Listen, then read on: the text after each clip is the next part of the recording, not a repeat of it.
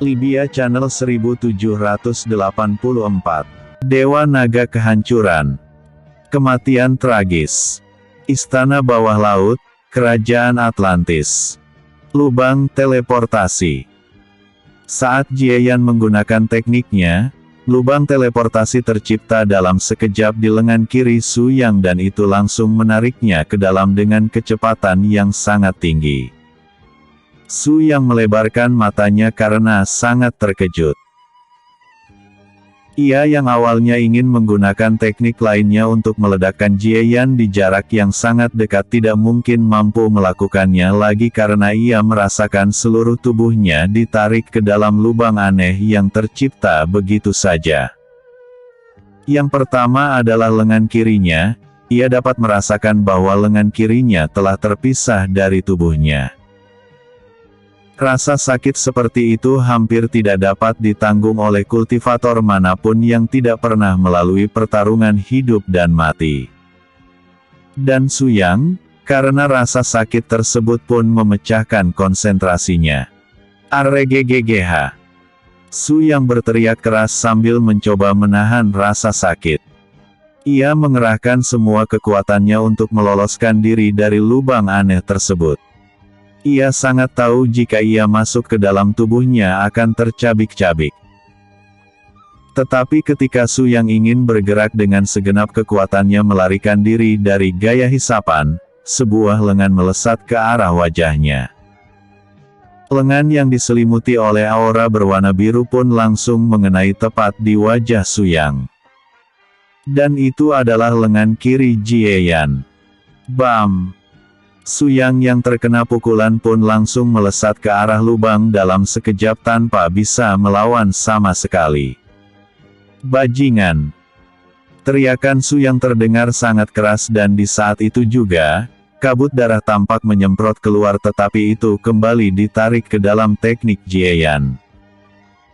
Para kultivator yang menatap adegan tersebut langsung tahu bahwa lubang aneh yang diciptakan oleh Jieyan adalah lubang penggilingan daging. Siapapun masuk ke dalam pasti akan dicincang menjadi beribu-ribu keping. Tentu teknik Jieyan akan memilih efek seperti itu pada orang lain. Jika saja Jieyan tidak memiliki garis darah unik yang ia warisi dari ibunya, ia tidak mungkin dapat bertahan di dalam lubang aneh yang merupakan celah ruang yang merupakan jenis ruang hampa. Dari awal hingga akhir, semua gerakan Su Yang telah dapat diprediksi oleh Jieyan sehingga Su Yang tidak memiliki kesempatan untuk melawan sama sekali. Itu terlihat seperti penindasan mutlak walaupun sebenarnya reaksi Jieyan terhadap segala serangan Su Yang terlalu cepat sehingga Su Yang tidak mampu menampilkan keunggulan apapun. Su Yang terbunuh. Batin Xiaobai yang saat ini hampir mencapai salah satu pintu keluar bersama dengan bawahannya, anggota klan Xiao lainnya. Bahkan Mu Fengying yang menonton dari samping tercengang ketika melihat Su Yang tidak bisa berkutik sama sekali di hadapan Jieyan. Su Yang tewas. Bagaimana mungkin? Bukankah Su Yang diakui sangat kuat oleh para kultivator puncak? Dia juga menjadi cadangan untuk kursi Tetua Agung Sekte Cahaya Suci. Banyak kultivator yang berdiskusi ketika melihat kematian Su Yang. Kejadian ini pasti akan membuat Sekte Cahaya Suci marah besar.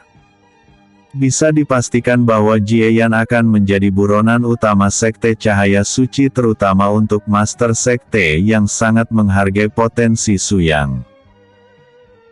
Jika mereka tahu bahwa Su Xiao juga tewas di tangan Jieyan, bisa dipastikan bahwa Master Sekte Cahaya Suci akan mengirim pasukan besar untuk menangkap Jieyan. Sungguh mudah. Tampaknya peningkatan kekuatanku membuatku dengan mudah menghabisi seseorang setingkat Su Xiao dan Su Yang. Batin Jieyan saat ia perlahan terbang ke arah Guyin.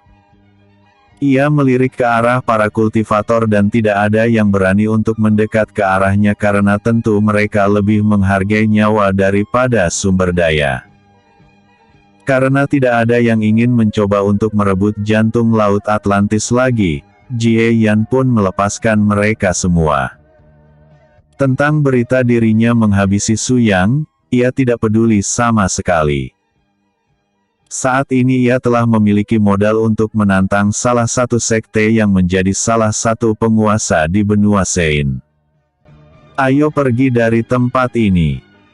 Tidak lama lagi istana bawah laut akan ditutup. Xiao Bai pun langsung berbalik dan pergi ke arah jalan keluar dari istana memimpin semua anggota klan Xiao lainnya. Untuk Mu Fengying, ia melirik sekilas ke arah Guyin. Ia tentu ingin membawa kembali Guyin kembali ke sekte istana salju. Tetapi, ketika Guyin menatapnya dengan nada berkedip beberapa kali, Mu Fengying pun paham. Ia tahu bahwa tidak mungkin membawa Guyin secara paksa. Ia hanya perlu menjelaskan kepada nyonya pertama dan kedua sekte istana salju bahwa Guyin saat ini sedang bersama dengan suaminya dan Gu Yuena sedang dalam proses mewarisi warisan Dewi Laut.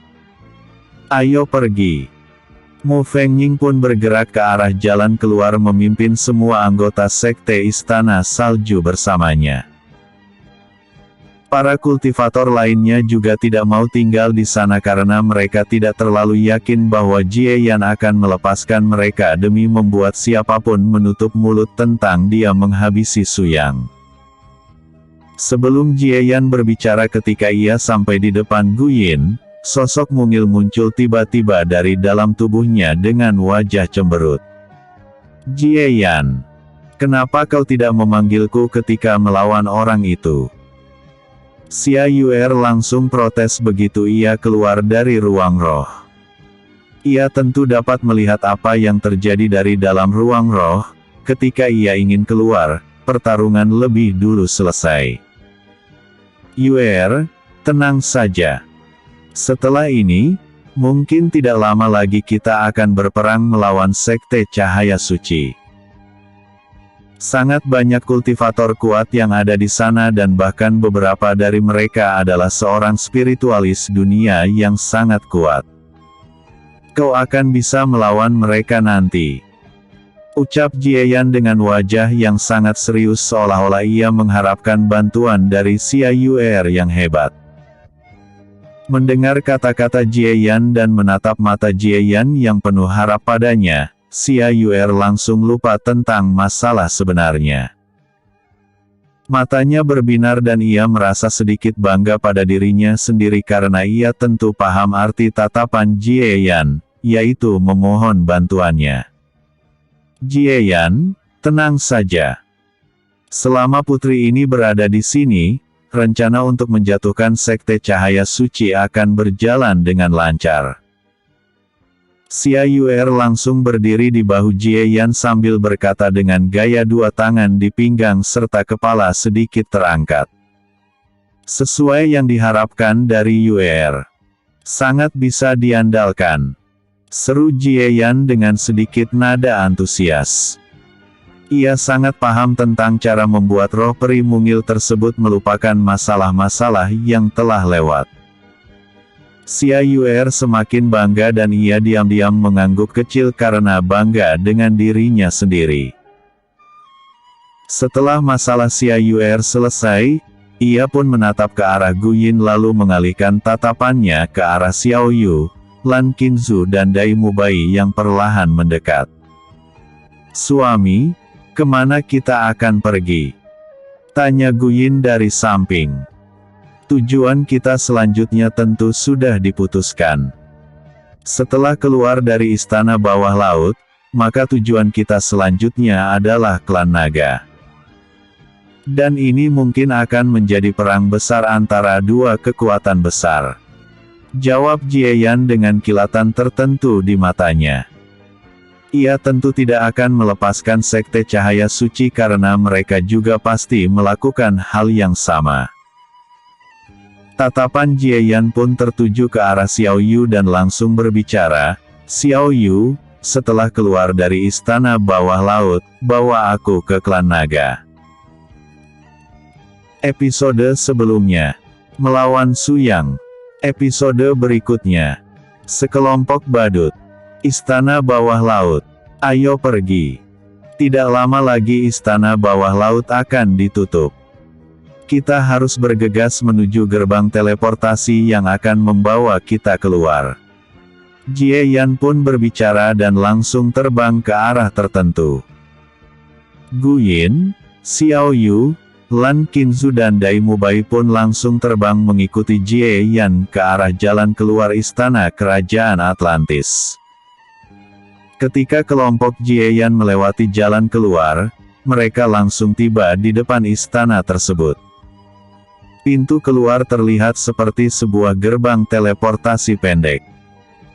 Setelah itu, Jie Yan yang memiliki peta semua letak gerbang teleportasi jalan keluar dari istana bawah laut pun langsung memimpin jalan ke gerbang teleportasi terdekat. 4 gerbang teleportasi yang ada di istana bawah laut akan membawa para kultivator ke suatu tempat. Itu tidak terlalu jauh dari gerbang raksasa yang merupakan gerbang masuk ke istana bawah laut. Tetapi gerbang raksasa tersebut telah ditutup dari luar dan para kultivator tidak bisa kembali dari tempat itu. Inilah fungsi dari gerbang teleportasi yang ada di dalam istana bawah laut meskipun para kultivator merasa tidak puas karena gerbang tersebut akan melempar seseorang secara acak ke suatu tempat walaupun itu masih berada di wilayah dekat dengan gerbang raksasa jalan masuk istana bawah laut. Dalam waktu kurang dari 1 minggu, Jie Yan yang memimpin kelompoknya pun tiba di dekat gerbang teleportasi. Kakak, dari informasi yang beredar, gerbang teleportasi yang ada di istana bawah laut akan melemparkan seseorang secara acak begitu melewatinya. Aku menyarankan untuk saling bersentuhan agar kita keluar di tempat yang sama. Ujar Xiao Yu saat ia terus mengikuti Jie Yan dari samping. Jie Yan mengangguk kecil karena ia telah mendengar informasi itu juga. Ketika ia dan kelompoknya mendekat, gerbang teleportasi yang terlihat lumayan besar. Itu memiliki bentuk bundar, dengan tinggi hampir 8 meter. Gerbang tersebut juga memiliki aura seperti riak air berwarna biru laut. Oh! Tampaknya sangat banyak kultivator yang telah menunggu di sana. Aku yakin mereka pasti ingin menjarah para kultivator yang lebih lemah untuk mengambil hasil panen mereka. Ucap Dai Mubai ketika menatap sekitar 12 kultivator yang tampak berjaga-jaga tidak jauh dari gerbang teleportasi. Jika mereka berani memprovokasiku, aku akan membuat mereka menyesal telah dilahirkan ke dunia ini. Xia Yuer yang duduk di kursi VIP-nya mendengus ketika mendengar apa yang dikatakan oleh Dai Mubai. Dai Mubai hanya bisa diam ketika mendengar apa yang dikatakan oleh Xia Yuer. Tentu saja ia tidak ingin membantah kata-kata Xia Yuer karena itu akan membuatnya sangat kerepotan. Dan hal yang membuatnya pusing nantinya adalah Xie Xuyan, roh kontraknya sendiri. Beberapa kali Xie Xuyan hampir menyerangnya karena ia berdebat dengan Xia Yuer.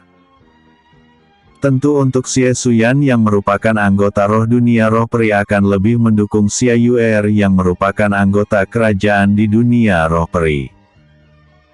Di tempat yang tidak terlalu jauh dari gerbang teleportasi, kultivator yang menilang anggota kelompok tersebut pun menatap kedatangan kelompok Jie Yan. Oh, tampaknya ada mangsa baru. Salah satu dari kultivator tersebut berbicara dengan seringai lebar di wajahnya. Kultivator lainnya pun tersenyum cerah karena kelompok Jie Yan diisi oleh 5 orang. Bisa dipastikan bahwa panen mereka akan lumayan banyak kali ini. Tunggu dulu, jangan bergerak. Salah satu dari mereka yang tidak lain adalah pemimpin kelompok itu pun memperingati semua rekannya dengan wajah serius. Ada apa? Jika kita tidak bergerak, mereka akan pergi lebih dulu ke gerbang teleportasi. Ayo pergi, ada juga 3 wanita cantik yang siap untuk dipanen. 11 kultivator yang berjaga-jaga di sekitar gerbang teleportasi pun langsung bergerak meninggalkan satu kultivator yang merupakan terkuat di antara mereka semua. Karena kekuatannya, itulah mengapa dia menjadi pemimpin walaupun sebenarnya dia tidak terlalu dihormati oleh semua bawahannya. Ini juga dikarenakan kelompok mereka terbentuk hanya karena ingin bekerja sama untuk merampok kultivator lainnya demi sumber daya. Pemimpin kelompok tersebut pun memasang wajah muram. Dirinya dan semua kelompoknya tidak terlalu memperhatikan tentang kelompok besar karena target mereka hanya kelompok kecil. Karena kekuatan mereka berkembang pesat, mereka semua tidak terlalu memperdulikan kultivator manapun kecuali untuk master bela diri. Mereka akhirnya masuk ke istana bawah laut karena merencanakan hal ini. Karena tidak adanya informasi tentang generasi muda dan dari mana mereka berasal, kelompok pencuri itu pun menyapu semua kultivator yang mereka lihat. Alasan mereka berani melakukannya tentu karena kekuatan mereka semua mencapai tingkat alam sage tahap ke-6. Dengan jumlah, mereka yakin bisa membunuh siapapun generasi muda yang datang ke istana bawah laut. Hanya satu di antara mereka yang memperhatikan berita tentang kultivator muda, yaitu pemimpin kelompok dengan tingkat kultivasi alam sage tahap ke-7. Dasar bodoh. Pemimpin kelompok tersebut mengutuk semua bawahannya yang tidak pernah menghormatinya. Walaupun ia yang terkuat, jika ia memerintahkan sesuatu yang tidak disukai oleh 11 kultivator tersebut, mereka akan bekerja sama menyingkirkannya. Tatapan kultivator tersebut tertuju pada Lan Qingzu dan Xiao Yu karena ia mengetahui dari mana keduanya berasal. Dan juga, sebagai kultivator tingkat yang sama, ia merasakan ancaman besar dari Lan Qingzu dan Xiao Yu. Lalu Jie Yan, aura yang ia lacak tampak lebih berbahaya lagi. Kelompok Jie Yan bukanlah kelompok yang bisa dijatuhkan hanya dengan jumlah. Pemimpin kelompok tersebut sangat menyadari hal itu sehingga dari awal ia ingin menghentikan rekannya yang sombong. Karena kalian ingin mati, maka lakukan sendiri. Pemimpin kelompok itu pun menjauh sedikit dan menonton dari jauh. Tanpa menunggu hasilnya, ia sadar bahwa ke-11 kultivator tersebut pasti akan tewas di tangan kelompok Jie Yan. Sementara itu, Jie Yan dan kelompoknya yang telah sangat dekat dengan gerbang teleportasi pun sedikit berkerut ketika menatap 11 kultivator yang muncul di depan gerbang sambil menatap mereka dengan seringai jahat. Jie Yan yang mendarat bersama kelompoknya di jarak hampir 10 meter dari kelompok kultivator tersebut pun menaikkan sedikit alisnya. Sebelum Jie Yan berbicara, salah satu dari mereka pun membuka suara, serahkan cincin ruang kalian jika ingin lewat. Dan juga, tinggalkan ketiga wanita itu di sini. Mereka akan pergi setelah kami membahas sesuatu dengan ketiganya.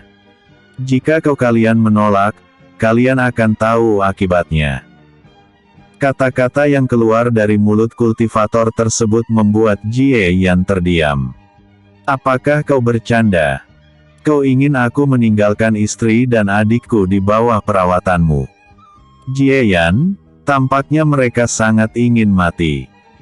Xia Yuer berkata dengan nada kesal karena sekelompok badut mencoba menghentikan mereka.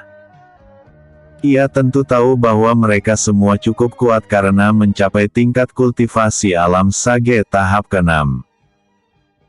Namun, dengan Jie Yan, Xia Yu dan Lan Qingzu yang mencapai tingkat alam sage tahap ke-7, hanya butuh waktu kurang dari 1 menit membereskan mereka semua. Jie Yan tidak membalas kata-kata Xia Yuer. Ia hanya menatap ke arah ke-11 kultivator dan merasa bahwa ia sedang melihat para badut yang mencoba mencari.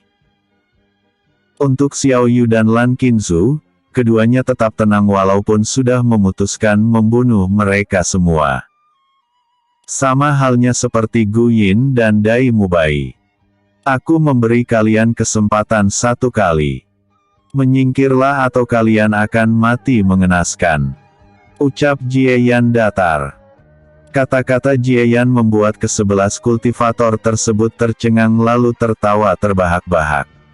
Apa kau dengar apa yang dikatakannya? Sungguh lucu. Walaupun dua di antara kalian mencapai tingkat alam sage tahap ke-7, jadi apa? Kalian tidak mungkin bisa menang. Hahaha. Ayo bunuh bocah ini terlebih dahulu. Dia hanya memiliki kultivasi tingkat alam sage tahap kelima yang merupakan terlemah. Kesebelasan kultivator tersebut berbicara bergantian mengejek ke arah Jie Yan yang mereka lacak hanya memiliki tingkat kultivasi alam sage tahap kelima. Mereka sama sekali tidak tahu bahwa Jie Yan menyembunyikan kekuatannya. Mereka semua cukup percaya diri membereskan Jie Yan. Walaupun mereka melacak Lan Qingzu dan Xiao Yu kuat, itu tidak akan membuat mereka takut karena mereka semua pernah membereskan 3 kultivator tingkat alam sage tahap ke-7 dengan bekerja sama. Melihat bahwa tidak ada yang berniat pergi, Jie Yan pun tidak punya pilihan lain padahal ia telah mencoba mengampuni nyawa mereka. Karena kalian ingin mati, maka aku akan mengabulkannya. Bunuh mereka. Perintah Jie Yan dengan nada dingin. Episode sebelumnya. Kematian tragis. Episode berikutnya. Membunuh para badut. Istana bawah laut. Bunuh mereka semua. Jie Yan pun memberi perintah saat ia menatap 11 kultivator di depan gerbang dengan tatapan dingin. Sebelumnya Jie Yan mencoba untuk membiarkan mereka pergi, tetapi tampaknya lebih mudah untuk membunuh mereka semua daripada melepaskannya. Kesebelasan kultivator tersebut tercengang untuk beberapa saat ketika mendengar apa yang dikatakan oleh Jie Yan karena merasa bahwa Jie Yan sangat bodoh karena mencoba untuk melawan mereka. Tetapi, ketika melihat Gu Yin, Xiao Yu, Lan Qingzu dan Dai Mubai bergerak, ke-11 kultivator tersebut pun langsung mengeluarkan senjata masing-masing untuk melawan. Xiao Yu langsung mengambil 2 orang untuk ia lawan sama seperti Lan Qingzu. Sementara untuk Dai Mubai, dia membuka gerbang roh lalu melawan musuh 1 lawan 1. Dan untuk Xiao Yu, dia juga melawan 1 musuh. Gu Yin juga sama, ia juga melawan 1 musuh karena walaupun ia kuat, masih sulit untuk melawan 2 kultivator di tingkat yang sama. Sementara 3 kultivator pasti akan dilawan oleh Jie Yan. Saat kelompoknya telah mengambil musuh masing-masing, ia pun langsung bergerak ketika melihat 3 kultivator yang tersisa mencoba untuk membantu rekan mereka agar pertarungan lebih cepat selesai. Teleportasi. Jie Yan muncul tepat di depan 3 kultivator yang hendak bergerak tetapi langsung berhenti ketika ia muncul tepat di hadapan mereka semua.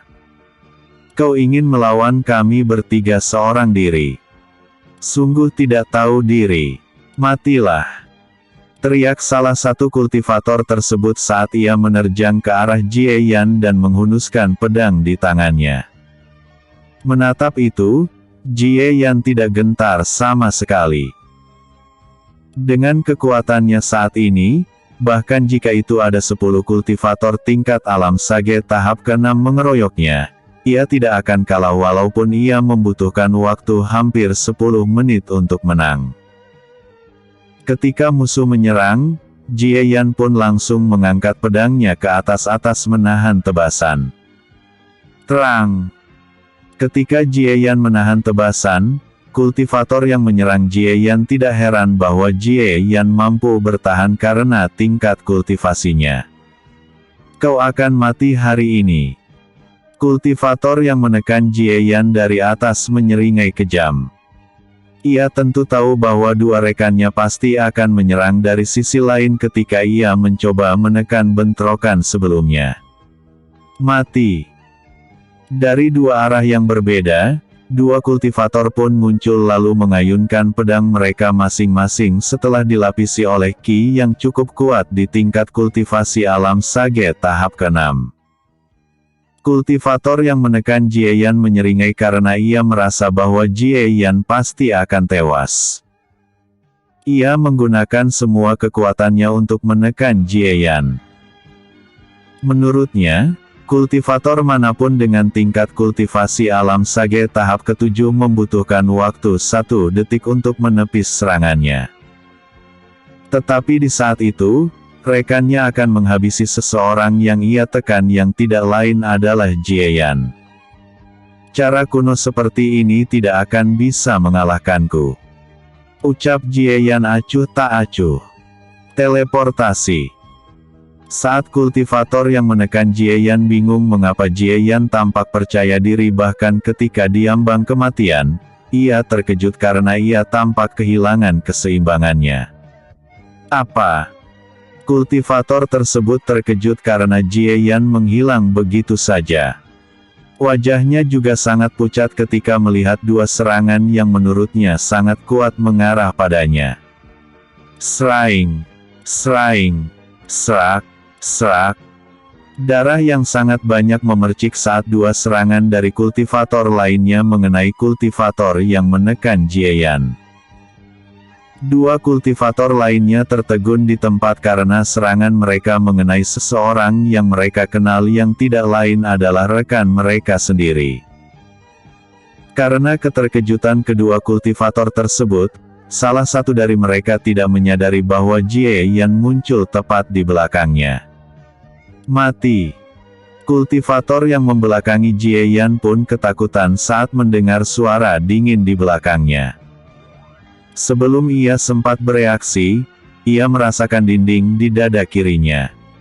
Ia melihat ke arah bawah dan menemukan bilah pedang yang menembus dadanya. Bagaimana bisa? Kultivator tersebut tidak bisa menyelesaikan kata-katanya saat daya hidupnya pudar. Bajingan. Satu kultivator yang tersisa pun berteriak keras saat menatap rekannya yang ditikam oleh Jie Yan. Awalnya ia sangat marah ketika seseorang yang mereka tebas adalah rekannya juga dan langsung tewas di tempat karena dirinya dan kultivator yang ditikam oleh Jie Yan menyerang dengan kekuatan penuh sebelumnya. Menatap musuh yang tersisa menyerang ke arahnya, Jie Yan langsung mengangkat pedangnya yang masih bersarang di mayat kultivator. Ia pun mengangkat tubuh mayat tersebut lalu mengarahkannya ke arah serangan yang datang padanya. Sraing. Darah yang sangat banyak memercik saat kultivator tersebut membelah rekannya sendiri. Menatap serangan lawan gagal, Jie Yan tidak membuang waktu dan langsung berteleportasi ke belakang musuh tersebut. Menyesallah di neraka karena kau mencoba memprovokasiku. Sampaikan salamku kepada penjaga gerbang neraka. Ucap Jie Yan dingin saat ia mengayunkan pedang di tangan kanannya. Jelek. Kultivator tersebut tidak sempat merespon saat kepalanya ditikam oleh Jie Yan. Ia bahkan tidak sempat memikirkan penyesalan ketika memprovokasi Jie Yan yang menurutnya sangat mengerikan karena semua serangannya dan kedua rekannya tidak bisa menyentuh Jie Yan sedikitpun. Bam! Jie Yan menendang kultivator yang ia bunuh dan itu langsung melesat ke tempat yang jauh. Ia hanya menatap mayat yang hampir hancur ia tendang dengan tatapan acuh tak acuh. Tatapan Jie Yan pun kembali tertuju pada Gu Yin dan istrinya itu telah membuat lawannya menjadi patung es. Untuk Xiao Yu dan Lan Qinzu, keduanya mencabik-cabik lawan mereka dengan lengan mereka yang dalam bentuk lengan naga. Untuk Dai Mubai, ia membuat lawannya menjadi kering seperti mumi menggunakan kemampuan miliknya. Sementara untuk Xie Xuyan, dia membuat lawannya meledak dari dalam dengan cara yang aneh.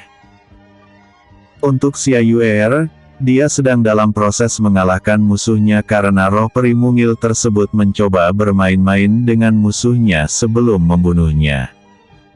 Tampaknya sudah selesai, gumam Jieyan saat melirik ke tempat tertentu. Ia tentu dapat melacak seseorang yang mengawasi dari kejauhan. Tetapi karena seseorang yang mengawasi tidak mencoba untuk ikut campur, ia tidak akan perlu repot-repot mengejarnya. Pria yang tidak lain adalah pemimpin kelompok yang dimusnahkan oleh kelompok Jieyan pun berkeringat dingin ketika melihat ke tempat pertarungan. Hanya satu yang tersisa dan itu pun diambang kematian karena ditusuk-tusuk oleh pedang Qi yang merupakan teknik formasi milik Xia Yuer. Dan di saat ia merasakan bahwa Jieyan melirik ke arahnya, jantungnya berdetak sangat cepat. Mereka semua sangat berbahaya. Lebih baik aku pergi lalu kembali ke sini untuk keluar dari istana bawah laut setelah mereka semua pergi. Batin pria tersebut dengan wajah muram dan langsung menghilang dari tempat itu. Ia sama sekali tidak peduli dengan rekannya karena sedari awal mereka membentuk kelompok hanya demi keuntungan. Merasakan bahwa seseorang yang mengawasi telah pergi, Jieyan hanya membiarkannya. Tatapannya saat ini tertuju pada gerbang teleportasi yang membawa siapa saja keluar dari istana bawah laut. Sudah waktunya kembali ke benua Sein. Target pertama adalah klan naga dan sekte cahaya suci. Batin Jieyan karena telah menentukan targetnya. Episode sebelumnya, sekelompok badut. Episode berikutnya, istana bawah laut. Mereka hanyalah sekelompok pecundang yang tidak memiliki kekuatan. Xia Yuer yang baru saja selesai membereskan musuh pun mendengus. Ia pun langsung terbang ke sana kemari lalu mengambil semua cincin ruang dari mayat-mayat yang tergeletak di atas tanah bercampur pasir. Entah sejak kapan, ia sangat suka mengambil cincin ruang musuh. Ini diawali oleh petualangannya bersama dengan Xiao Zia. Selama petualangan itu, setiap kali Xiao Zia membereskan musuh, dia akan mengambil cincin ruang musuh. Ketika Xia Yuer melakukan hal yang sama, kebetulan ia menemukan sumber daya yang sangat ia hargai sehingga setiap kali ia mengalahkan musuh, ia tidak akan lipat menjarah cincin ruang mereka. Menatap apa yang dilakukan Xia Yuer, Jieyan terdiam untuk beberapa saat lalu menggelengkan kepalanya. Ayo pergi. Jieyan pun langsung melayang ke depan gerbang teleportasi diikuti oleh Gu Yin, Xiao Yu, Lan Qingzu, Xia Yuer dan Dai Mubai. Sementara Xie Xuyan, dia kembali ke dunia roh peri. Seperti yang dikatakan oleh Xiao Yu sebelumnya. Untuk menghindari kecelakaan yang membuat kita terpisah, lebih baik kalian memegang pundakku ketika melewati gerbang. Ucap Jieyan. Semua anggota kelompok Jieyan pun mengangguk lalu Jieyan langsung melayang ke dalam gerbang teleportasi diikuti oleh Gu Yin, Xiao Yu, Lan Qingzu dan Dai Mubai yang memegang pundak atau bahu Jieyan. Sementara untuk Xia Yuer, dia langsung masuk ke dalam pakaian Jieyan. Wush! Ketika mereka semua melewati gerbang teleportasi, riak aneh terlihat dan itu adalah kekuatan konsep yang teramat kuat. Sangat terlihat bahwa gerbang teleportasi tersebut sangatlah stabil. Ketika mereka melewati gerbang teleportasi, perjalanan Jieyan dan kelompoknya di istana bawah laut pun akhirnya berakhir. Di suatu tempat yang tidak terlalu jauh dari gerbang raksasa tempat memasuki istana bawah laut, riak energi perlahan muncul dan semakin lama, itu semakin membesar. Setelah riak yang tampak seperti pusaran air berhenti membesar, beberapa sosok pun keluar dari dalamnya. Mereka tidak lain adalah kelompok yang dipimpin oleh Jie Yan. Akhirnya kita keluar dari tempat itu. Xia Yuer adalah yang pertama berbicara. Ia pun langsung terbang keluar dari pakaian Jie Yan dan menghirup udara dalam-dalam. Aroma udara yang ada di daratan sangat berbeda dengan istana bawah laut, walaupun istana bawah laut mengandung lebih banyak qi. Armor udara di benua Sein sangatlah segar, sedangkan untuk istana bawah laut, itu sedikit tidak enak karena banyaknya garam yang terkandung. Xiao Yu, apakah kau tahu di mana lokasi kita keluar saat ini? Tanya Jie Yan ketika menatap ke arah adiknya Xiao Yu. Aku akan memeriksa. Xiao Yu perlahan melayang ke udara lalu terbang ke beberapa arah berbeda untuk mencari tahu di mana lokasi mereka saat ini. Kakak, kenapa kau tidak pernah meminta bantuanku? Lan Qinzu pun sedikit protes karena Jie Yan terlihat hanya mengandalkan Xiao Yu dari waktu ke waktu, bukan dirinya. Jie Yan menatap ke arah Lan Qinzu dengan tatapan kosong penuh arti karena ia tentu tahu bagaimana sifat adiknya itu yang mungkin hanya 11-12 dari Xia Yuer. Wajah Lan Qinzu berkedut keras karena ia merasa seperti mengerti apa yang dipikirkan oleh Jie Yan. Ini membuatnya sangat kesal lalu melipat kedua tangannya di depan dada lalu mendengus sambil menatap ke arah lain. Gu Yin yang menatap itu pun hanya tersenyum kecil. Tetapi ia sangat sadar bahwa ia juga tidak diandalkan karena ketika sepupunya ikut bersama mereka, hanya Gu Yuena yang selalu diandalkan oleh suaminya untuk mencari informasi apapun itu. Tidak lama kemudian, Xiao Yu pun kembali ke tempat Jie Yan berada lalu berbicara. Tempat ini berada di jarak hampir setengah hari dari gerbang istana bawah laut. Jika kita ingin pergi ke Sekte Cahaya Suci, butuh waktu seminggu dengan kekuatan kita saat ini. Dan untuk ke klan naga, mungkin sedikit lebih cepat. Apakah kita akan langsung ke Sekte Cahaya Suci? Xia Yuer yang sedang terbang ke sana kemari pun langsung mendekat dan bertanya dengan antusias karena Jie Yan telah menjanjikannya tempat bermain dan itu bernama Sekte Cahaya Suci. Tidak Yuer. Kita akan pergi ke klan naga terlebih dahulu. Jika kita ingin menyerang Sekte Cahaya Suci, maka kita membutuhkan pasukan untuk menjatuhkan mereka. Dan klan naga adalah pasukan yang ingin aku bawa karena sedari awal, akulah pemimpin para naga. Dan juga, aku ingin melihat siapa sebenarnya kultivator yang memegang tombak pembunuh naga. Ucap Jie Yan. Oh, ada orang seperti itu. Aku heran bagaimana bisa dia menggunakan tombak pembunuh naga. Xia Yuer sedikit terkejut karena ia tahu dengan pasti apa itu tombak pembunuh naga setelah ia berkali-kali melakukan fusi dengan Jie Yan. Dia hanyalah peniru kakak. Hanya karena dia bisa menggunakan sekitar 30% kekuatan tombak pembunuh naga, dia merasa di atas angin setiap saat dan mengira dirinya sebagai pemimpin klan naga. Lan Qinzu pun langsung berbicara dengan nada dingin. Siapa dia sebenarnya? Ini adalah hal yang janggal. Pertama, dari mana dia tahu bahwa jika seseorang memegang tombak pembunuh naga, maka dia akan menjadi pemimpin klan naga? Dai Mubai yang sedari awal diam pun berbicara dengan wajah serius karena tampaknya seseorang yang muncul itu sangat aneh. Mendengar apa yang dikatakan oleh Dai Mubai, Jie Yan menatap ke arah Xiao Yu dan Lan Qinzu. Apakah kalian tahu dari mana dia berasal? Xiao Yu dan Lan Qingzu saling memandang beberapa saat lalu keduanya menggelengkan kepala karena bahkan setelah hampir 2 tahun sosok tersebut muncul, tidak ada yang tahu dari mana dia berasal.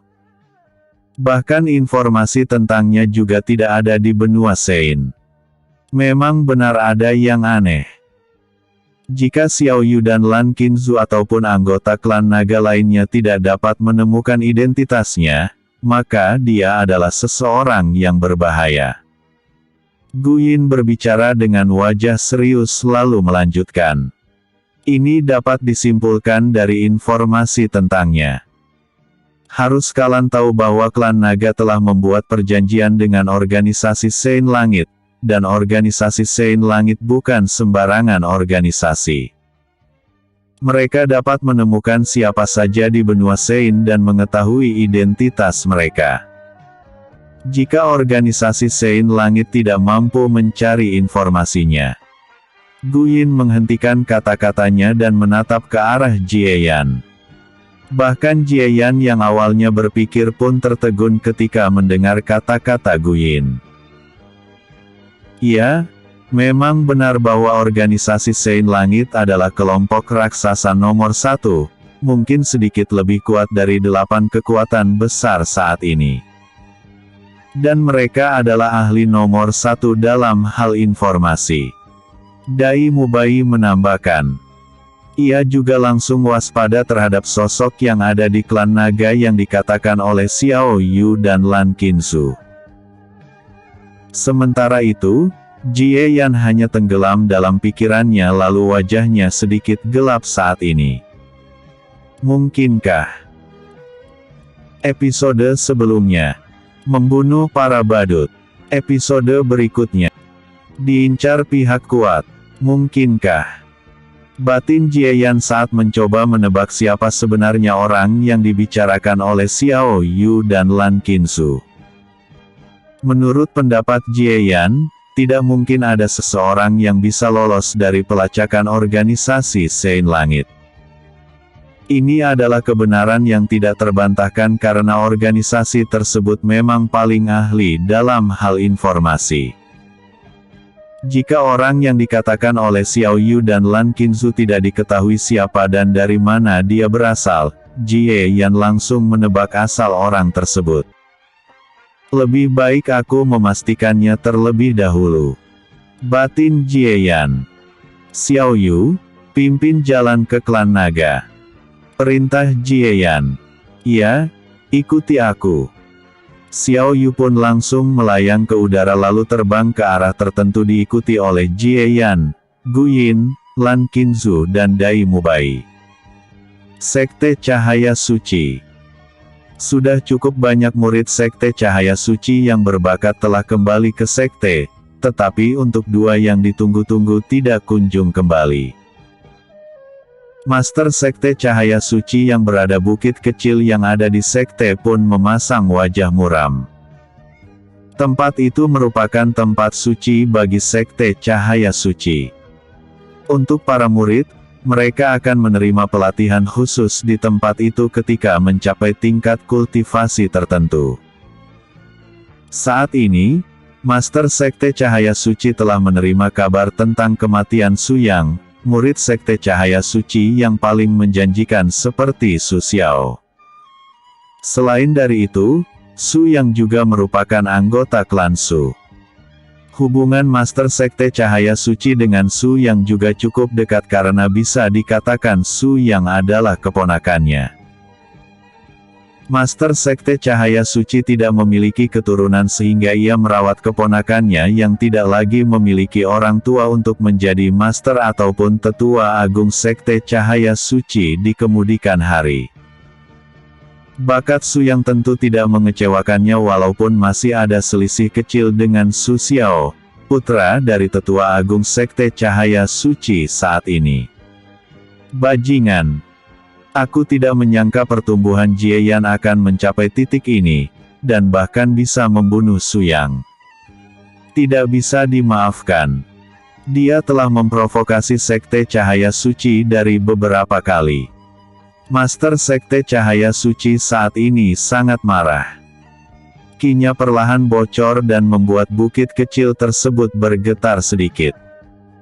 Ketika Master Sekte Cahaya Suci dalam amarah yang hampir saja meledak, seseorang pun muncul di dekatnya. "Hentikan. Kita akan memburu anak itu karena aku juga sangat ingin menghabisinya." Sosok pria parubaya langsung berbicara ketika muncul di dekat Master Sekte Cahaya Suci.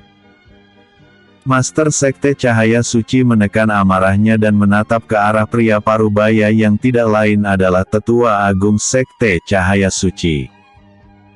Ketika ia ingin berteriak marah, ia menahannya karena merasakan niat membunuh dari Tetua Agung Sekte Cahaya Suci.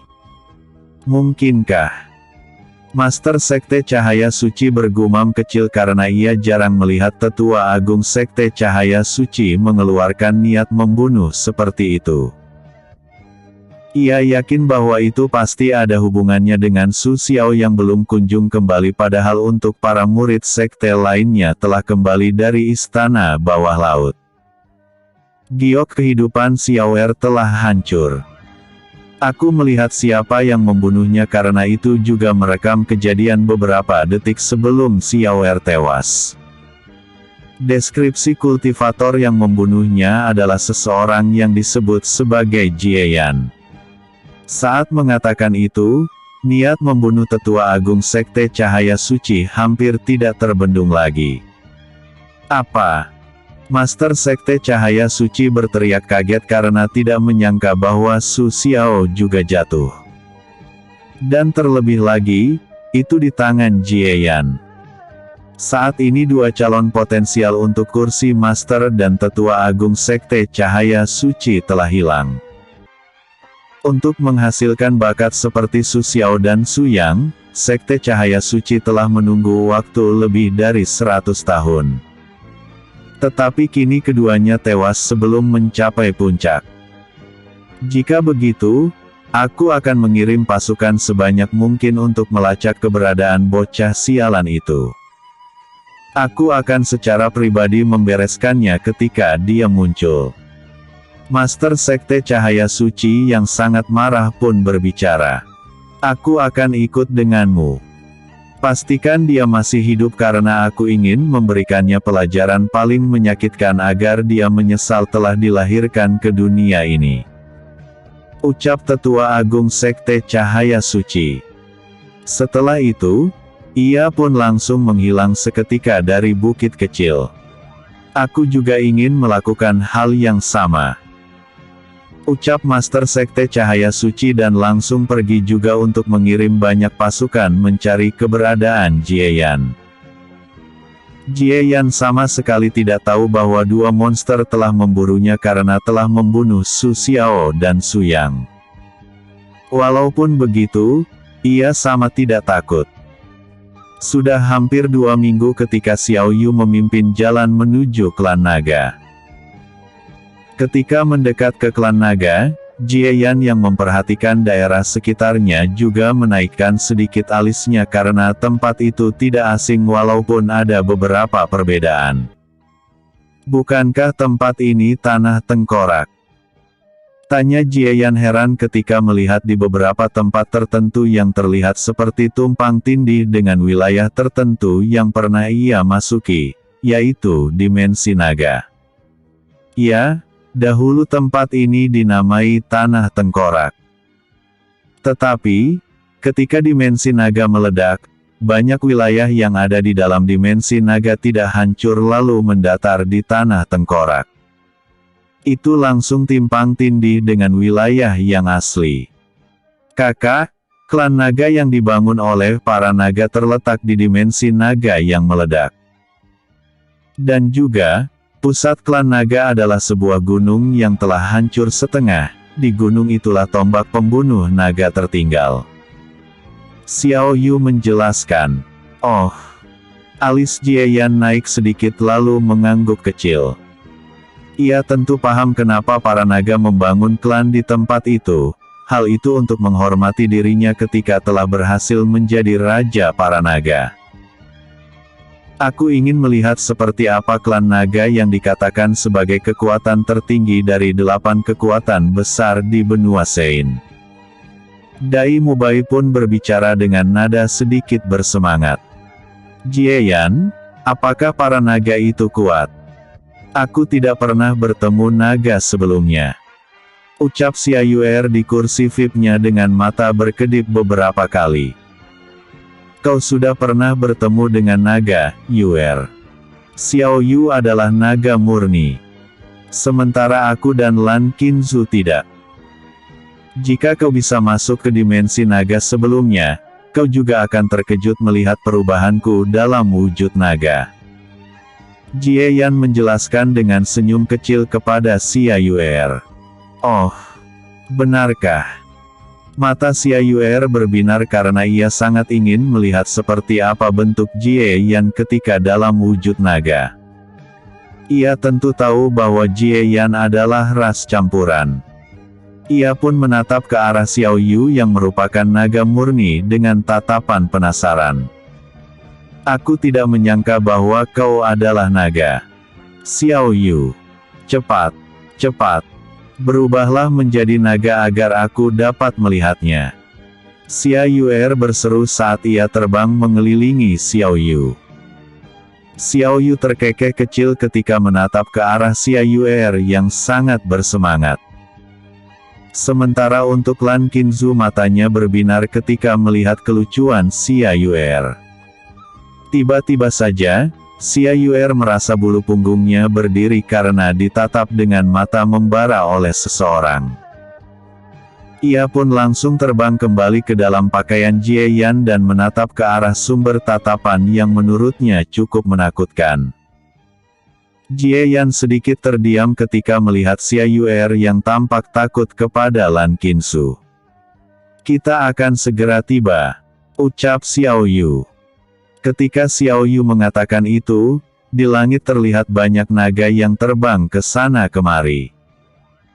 Jenis mereka sangat beragam karena lebih dari 50% naga yang ada di dimensi naga berada di klan naga. Sementara sisanya hancur bersamaan dengan dimensi naga karena mereka telah terbunuh ketika festival Raja Naga berlangsung. Mata Guyin, Dai Mubai dan Xia Yuer berbinar ketika melihat semua naga yang tampak perkasa terbang di udara. Untuk Jieyan, ia hanya menaikkan sedikit sudut bibirnya karena sudah waktunya untuk mengambil kepemimpinan klan naga. Hanya dengan begitu dirinya mampu bersaing dengan semua kekuatan tertinggi. Dan jika ia ingin menghancurkan salah satu dari kekuatan besar, maka ia harus menundukkan klan naga. Dan target pertama Jieyan saat ini adalah Sekte Cahaya Suci. Episode sebelumnya, keluar dari Istana Bawah Laut. Episode berikutnya, Klan Naga.